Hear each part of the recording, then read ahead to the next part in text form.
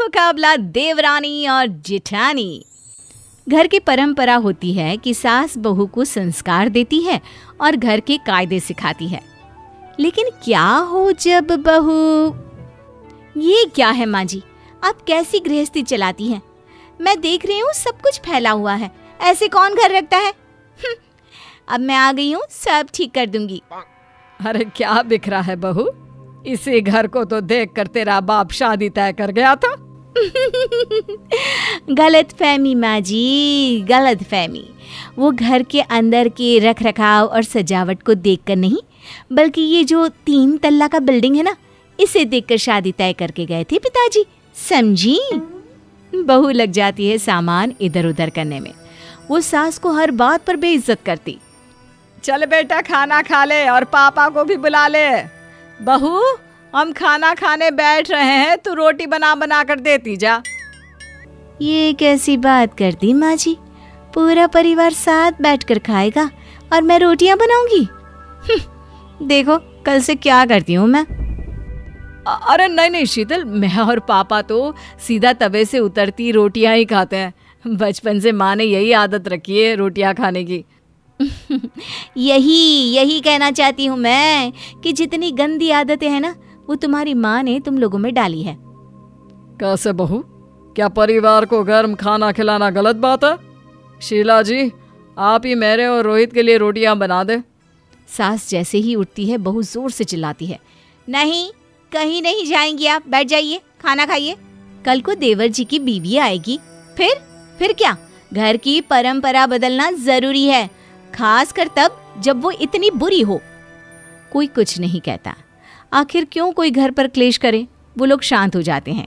अगले दिन से बहू रोज ढेर सारी रोटियां पहले ही बनाकर टेबल पर रख देती है। अरे आप लोगों ने तो खाना खाया ही नहीं, ये सारी रोटी बची है, इनका क्या होगा? शीला मुझसे तो नहीं खाई जा रही, बस मैंने एक खा ली है। हाँ माँ, मुझे भी नहीं अच्छा लग रहा, मैं कुछ और खा लूँगा। सास बहू के पास जाती है। देख शीतल, इस घर में गिनकर रोटी बनती थी और एक भी नहीं बचती। न बासी खाना खाना होता न फेंकना, लेकिन आज तो सारी रोटियां ऐसी की ऐसी पड़ी है। अरे क्या करेंगे इन रोटियों का जो तुमने बनाकर ऐसे ही रख दी है? रात को तेल लगाकर गरम कर दूंगी माँ जी, फेंकूंगी थोड़ी ना। अब धीरे धीरे सभी को इस खाने की आदत तो डालनी ही होगी। लेकिन लोगों को ठंडी रोटी खाने के बजाय ना खाने की आदत हो जाती है। और एक दिन पेट में बहुत दर्द हो रहा है बेटा, मैं अस्पताल होकर आता हूँ। पिताजी रुकिए, मैं भी चलता हूँ, आजकल कमजोरी बहुत रहती है। अब जब दोनों खाना नहीं खाओगे तो यही होगा ना। तभी बहू चिल्लाती है, क्या है माँ जी, ये क्या कर रखा है आपने? हाय रे, आपने तो सच्ची घर की हालत ही खराब कर रखी है। ये रसोई के डिब्बे और बर्तन कोई ऐसे रखता है क्या?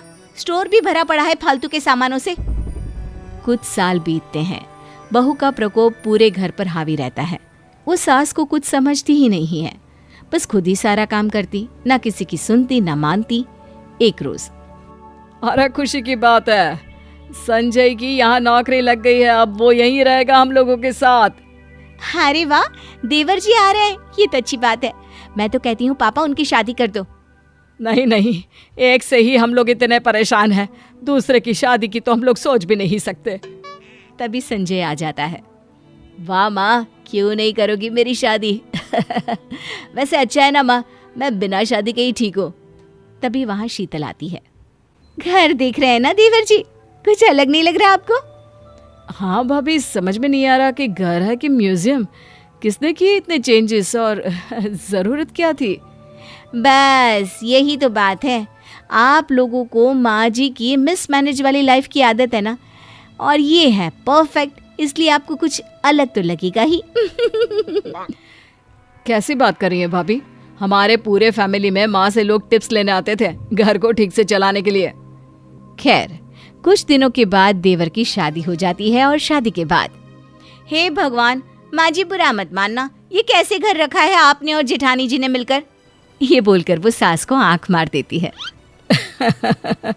हाँ बहू, अब तू भी देख ले कैसे रखना है घर को, मेरा तो जमाना चला गया। देवरानी सारा घर सास से पूछकर वैसे ही कर देती है जैसा सास के जमाने में था। जेठानी सोकर कमरे में आती है तो हैरान हो जाती है। अरे अरे ये किसने किया? ऐसे घर थोड़ी ना रखना है। अरे सोफा कहाँ है, टीवी कहाँ है और ये किचन? जेठानी जी, किचन को तो आप भूल ही जाइए, ये मेरा इलाका हो गया है आज से। ये देखिए कैसे कैसे सामान रखा था, पता ही नहीं चल रहा था कि दाल कहाँ है, चीनी कहाँ है। वो तो भला हो माँ जी का जो समय से उठकर गाइड कर दिया कि कौन सी चीज कैसे रखी जाती है। कैसी बात कर रही हो? माँ जी ने? अरे इन्हें तो खुद ही कुछ नहीं पता। अरे पूछेंगी तब तो पता चलेगा ना। देखिए कितना अच्छा घर रखना आता है माँ जी को। माँ जी, आपको जेठानी जी को कुछ तो सिखाना चाहिए था। अब हर लड़की सब कुछ पढ़ लिख कर तो नहीं आती है ना। ए हेलो, मैंने सिखाया है माँ जी को सारा।